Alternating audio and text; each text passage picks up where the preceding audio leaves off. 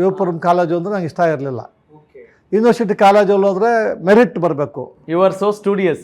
ಅದಕ್ಕೆ ನಾನೇನು ಮಾಡಿದೆ, ರೇಣುಕಾಚಾರ್ಯ ಕಾಲೇಜ್ ಹೋಗ್ಬಿಡ್ತೀನಿ ಅಂತ ಹೇಳಿದೆ. ಯಾರಿಗಾದ್ರೂ ಹೇಳ್ಬೇಕು ಅಂತ. ಇಲ್ಲ ನೀವು ಹೋಗಿ ಅಂತ.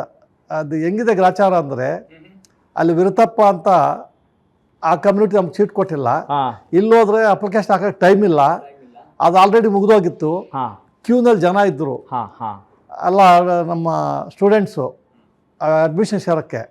ನಾನು ಪ್ರಿನ್ಸಿಪಾಲ್ ಗೊತ್ತು, ನನಗೆ ಹೇಳಿದ್ದಾರೆ ಬರಬೇಕು ಅಂತ, ಸ್ಪೋರ್ಟ್ಸ್ ತಗೊಂಡು ಅಂತ ತೋರಿಸ್ದೆ. ಬಿಟ್ಟುಬಿಟ್ರು ಒಳಗಡೆಗೆ ಹೋಗಿ. ದಯಾನಂದ ಪ್ರಿನ್ಸಿಪಾಲ್, ಸೇಮ್ ಕಮ್ಯುನಿಟಿ, ಯಾರು ನಂಗೆ ಅಡ್ಡ ಹಾಕಿದ್ರು ಅವರೇ. ಸಾರ್ ಈ ಥರ ಆಗಿದೆ, ಅನ್ಯಾಯ ಮಾಡಿಬಿಟ್ರು ನನಗೆ, ಅಲ್ಲಿ ವಿರುತಪ್ಪ ಅಂತ, ಡಾಕ್ಟರ್ ವಿರುತಪ್ಪ ಅಂತ ಮೋಸ ಮಾಡಿಬಿಟ್ರು ಸರ್. ನಾನು ಸ್ಪೋರ್ಟ್ಸ್ ಕಮಿಟಿ ಇಲ್ಲ ಇದರಲ್ಲಿ ನಾನು ತೋರಿಸಿ ಎಲ್ಲ ರೆಕಾರ್ಡ್ ಮಾಡಿಬಿಟ್ಟು ಅವರು ಡೈರೆಕ್ಟ್ ಅಡ್ಮಿಷನು ನನಗೆ ವಿತೌಟ್ ಅಪ್ಲಿಕೇಶನು LLB ಸೇರಿಸ್ಕೊಳ್ರಿ ಆ ಹುಡುಗನ್ನ ಅಂತ ಅಡ್ಮಿಟ್ ಮಾಡಿ ಅಂತೇಳಿ ಬರೆದುಬಿಟ್ರು. ನನ್ನ ಮಾರ್ಕ್ಸ್ ಕಾರ್ಡ್ಸಲ್ಲಿ ನೋಡಿಬಿಟ್ಟು, ಸಬ್ಜೆಕ್ಟ್ ಕಂಡೀಷನ್, ನೀನು ಈ ಸಲ ಯೂನಿವರ್ಸಿಟಿಗೆ ರದ್ಲಿಂಗ್ ನಮ್ಮ ಕಾಲೇಜಿಂದ ಹೋಗಬೇಕು ಅಂತ. ಆ ಕಂಡೀಷನ್ ಮೇಲೆ ಜಾಯ್ನ್ ಆದೆ. ನೆಕ್ಸ್ಟ್ ಡೇ ನನ್ನ ಇದ್ರ ಪ್ರಕಾರ ನಾನು ಹೋದೆ. ಇಲ್ಲೇ ನಮ್ಮಲ್ಲಿ ಪ್ರಾಕ್ಟೀಸ್ ಮಾಡಿಕೊಂಡು, ಕಾಲೇಜಲ್ಲಿ ಪ್ರಾಕ್ಟೀಸ್ ಮಾಡ್ಕೊಂಡು ಯೂನಿವರ್ಸಿಟಿ ರೆಪ್ರೆಸೆಂಟ್ ಮಾಡಿದೆ ನಾನು. ಅವ್ರು ಬ್ಲೇಜರ್ ಕೊಟ್ಟಿದ್ರು ನನಗೆ, 20 ವರ್ಷ ಬ್ಲೇಜರ್ ಇತ್ತು ನನಗೆ. ಆ ಥರ ಮೋಟಿವೇಟ್ ಆಯ್ತು ಅದು. Yes sir. ಹೇಗೆ ನಿಮ್ಮ ಇನ್ನು ಸ್ವಲ್ಪ ಹಿಂದಕ್ಕೆ ಬರೋಣ, ಈ ಕುಸ್ತಿ ಆಕರ್ಷಣೆ ಹೆಂಗಾಯ್ತು ನಿಮಗೆ? ನಾನು ಅದು ನಮ್ಮೂರಲ್ಲಿ ಗರಡಿ ಮನೆ ಇತ್ತು. ಗರಡಿ ಮನೆ ಇತ್ತು. ಹಾಂ ಸರ್. 7-8ನೇ ಕ್ಲಾಸ್ಗೆ ಸ್ಟಾರ್ಟ್ ಆಗಿದ್ದು ಗರಡಿ ಮನೆಗೆ ನಾನು. ಕೋಲಾರ್ಗೆ ಹೋದ ಮೇಲೆ 3000 ಬಸ್ಗೆ ಹೊಡಿತಾ ಇದ್ದೆ ನಾನು. 500 ದಮ್ಸ್ ಹೊಡಿತಾ ಇದ್ದೆ ಒಂದು ಸಲಕ್ಕೆ. 3000? ಹೌದು, 3000 ಬಸ್ಗೆ ನಿಲ್ಸ್ದರೆ ಹೊಡಿತಾ ಇದ್ದೆ. 500 ದಮ್ಸ್ ಕೈಗೆ ಹೊಡಿತಾ ಇದ್ವಿ. ಗರಡಿ ಮನೆಗೆ ಹೋದರೆ 4 ಗಂಟೆಗೆ ಹೋದರೆ ರಾತ್ರಿ 9 ಗಂಟೆಗೆ ಬರ್ತಾಯಿದ್ವಿ. ಆ ಬಾವಿಯಲ್ಲಿ ಅಷ್ಟೊತ್ತೊಳಗೆ ಬಾವಿನಲ್ಲಿ ಧುಮುಕ್ತಾ ಇದ್ವಿ. ಅದಲ್ಲದೆ ಡಾಕ್ಟರ್ ರಾಜ್ಕುಮಾರ್ ಹುಲಿಯಾಲ ಮೇವು ಒಂದು ಫಿಲಿಮ್ ಬಂದಿತ್ತು ಬೆಂಗಳೂರಲ್ಲಿ. ನಾನು ಅವಾಗ LLB ಸೆಕೆಂಡ್ LLB ಮಾಡ್ತಾಯಿದ್ದೆ. ಆ ಫಿಲಿಮ್ ನೋಡಿಬಿಟ್ಟು ಅದರಲ್ಲಿ ಒಬ್ಬರು ಇದು ನಮ್ಮ ಕುಸ್ತಿ ಗುರುಗಳು, ಆ ಗುಂಡುಗಳು ಹಿಂಗೆ ಅದನ್ನು ನೋಡಿಬಿಟ್ಟು ಅವ್ರು ಹುಡ್ಕೊಂಡು ಹೋದ್ವಿ ನಾವು. NR ಕಾಲೋನಿ ಅವ್ರ ಆಫೀಸ್ ಇತ್ತು. ಗುರುಗಳೇ ನಿಮ್ಮ ಮೇಲೆ ಫೈಟ್ ಮಾಡಬೇಕಲ್ಲ ನಾನು ಅಂತ. ಅವ್ರ ಮೇಲೆ ಫೈಟ್ ಮಾಡೋಕ್ಕೆ ಹೋಗಿ ಅವರು ಪರ್ಸನಾಲಿಟಿ 150 kg, ನಾನು 52 kg ಇದ್ದೆ.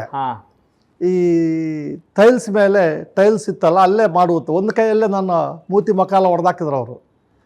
ಆಮೇಲೆ ಗುರುಗಳೇ ಒಳಗಡೆ ಮಣ್ಣಲ್ಲಿ ಹೋಗೋಣ, ನಾವು ಮಣ್ಣಲ್ಲಿ ಆಡಿರೋರು, ಕೆಂಪು ಮಣ್ಣು ಹೋಗೋಣ ಅಂತ ಇಷ್ಟುದ್ದ ಚೆನ್ನಿಕೆ ಕೊಟ್ಟರು. ಅದನ್ನು ತೆಗಿ ಅಂತ.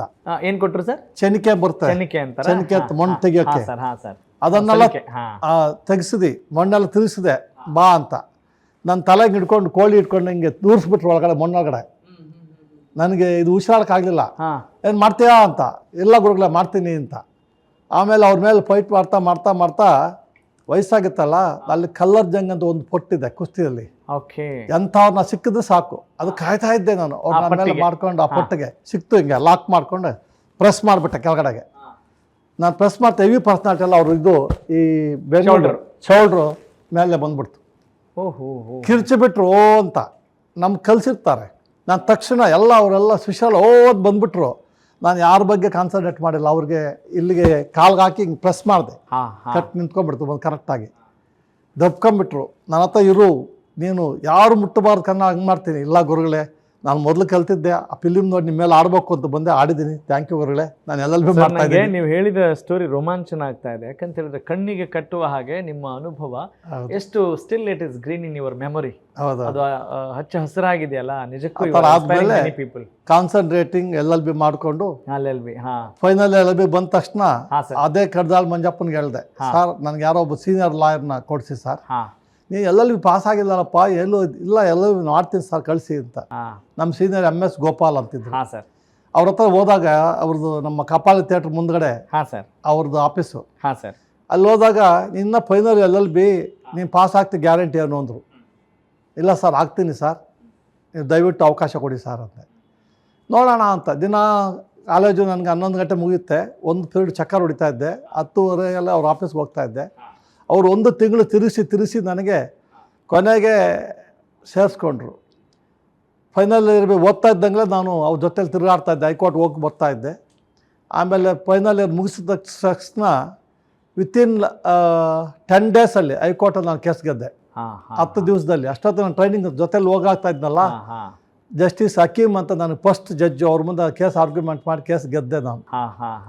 ಅದು ಗೆದ್ದಾದಮೇಲೆ ನಾನು ಸೀನಿಯರ್ ಆಫೀಸರ್ 7 ವರ್ಷ ಇದ್ದೆ. ಮತ್ತು ಗೌರ್ಮೆಂಟ್ ಅಡ್ವೊಕೇಟ್ ಆಗಿ 95ಅಲ್ಲಿ ಅಪಾಯಿಂಟ್ ಆದೆ. 93ಅಲ್ಲಿ ಸೀನಿಯರ್ ಆಫೀಸ್ ಬಿಟ್ಟೆ. 95ಅಲ್ಲಿ ಗೌರ್ಮೆಂಟ್ ಅಡ್ವೊಕೇಟ್ ಆದ. 15 ವರ್ಷ ಅಲ್ಲೇ ಇದ್ದೆ ನಾನು. 2015ವರೆಗೂ ಅಲ್ಲೇ